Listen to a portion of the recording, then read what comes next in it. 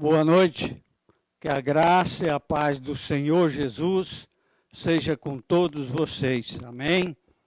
Nessa noite nós temos a oportunidade de meditar na palavra de Deus.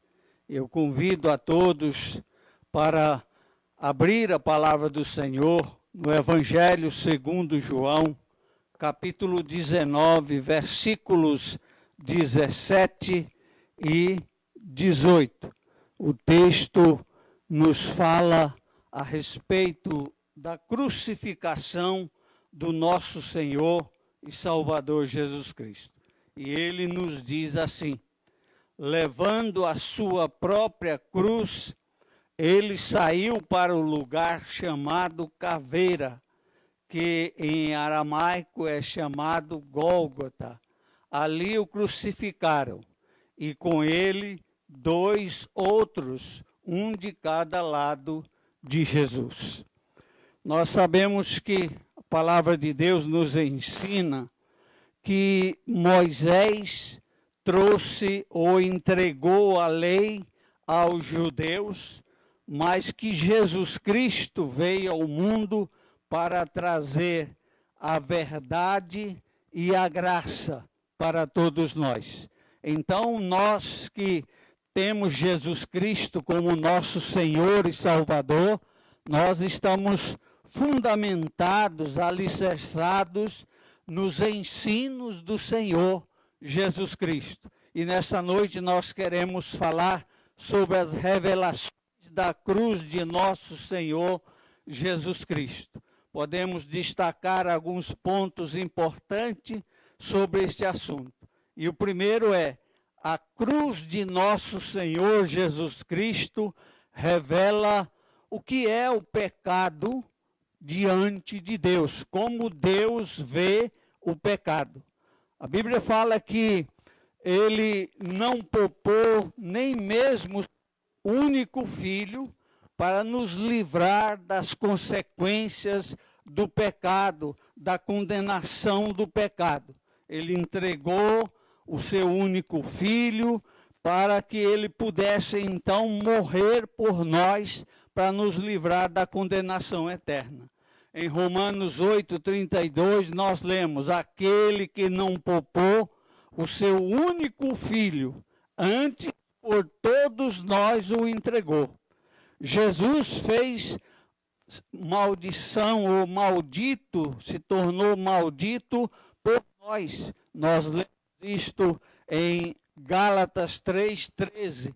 Cristo nos redimiu da maldição da lei, quando se tornou maldição em nosso lugar.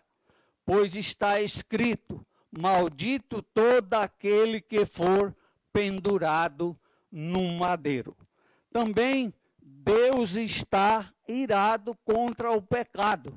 Isto mostra como Deus vê o pecado. Nós lemos em João 3:36, por isso quem crê no Filho tem vida eterna.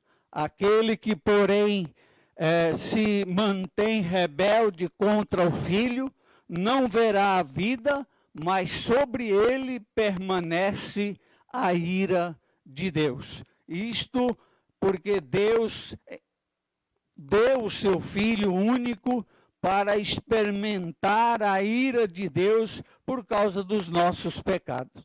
Em segundo lugar, a cruz de nosso Senhor Jesus Cristo nos revela a grandeza do amor de Deus para conosco. É o amor imerecido de Deus. Nós não merecíamos realmente ser amado por Deus. Ele então nos amou. Nós lemos em Romanos 5, 6 e 7, porque Cristo, quando nós ainda éramos fracos, morreu ao seu tempo pelos ímpios. Dificilmente alguém morreria por um justo, pois poderá que pelo justo alguém ouse morrer. Então, Deus realmente deu o seu Filho para morrer por nós, sem nenhum merecimento da nossa parte, sendo pecadores, indignos, sem mérito.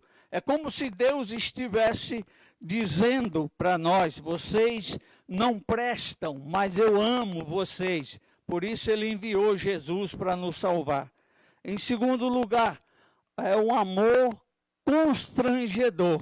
Em 2 Coríntios 5,14, Paulo diz: pois o amor de Cristo nos constrange, julgando-nos isto: um morreu por todo, logo todos morreram. Ele morreu por nós. Então, diz Paulo que esse amor nos constrange. Também podemos dizer que o amor foi provado por Deus. E lemos em Romanos 5:8 que diz: mas Deus prova o seu amor para conosco, em que Cristo morreu por nós, sendo nós ainda pecadores. Em terceiro lugar, a cruz de nosso Senhor Jesus Cristo nos revela a reconciliação que Deus então se encarregou de fazer da nossa parte com Ele.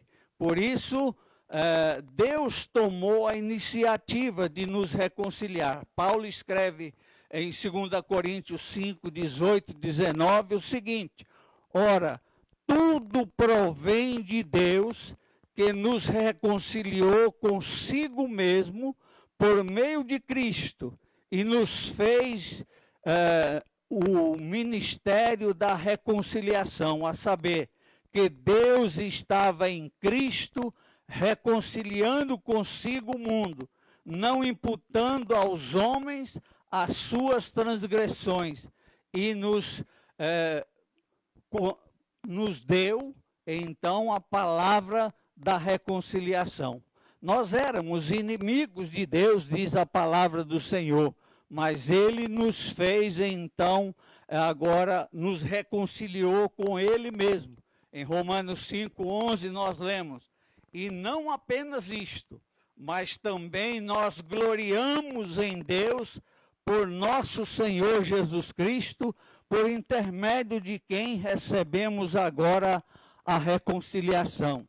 Sendo inimigo de Deus, Jesus Cristo veio, morreu na cruz para que a reconciliação nossa com Deus pudesse ser realizada. Em quarto lugar, a cruz de nosso Senhor Jesus Cristo nos revela o pagamento do nosso resgate. Em 1 Timóteo 2,6, Paulo declara: o qual mesmo se deu em resgate por todos, testemunho que se deve prestar em tempos oportunos.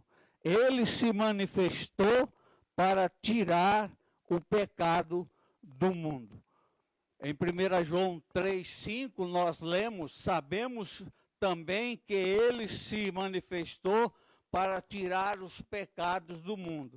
O seu sangue foi o pagamento que ele pagou por nós. Apocalipse 5:9 lemos: e entoava novo cântico, dizendo: digno és de tomar o livro e de abrir os selos, porque foste morto, e com o teu sangue compraste para Deus os que procedem de toda tribo, língua, povo e nação. Então, o Cristo nos comprou com o seu sangue, pagou o nosso resgate. Ele disse: eu não vim para ser servido, mas para servir e dar a minha vida em resgate de muitos.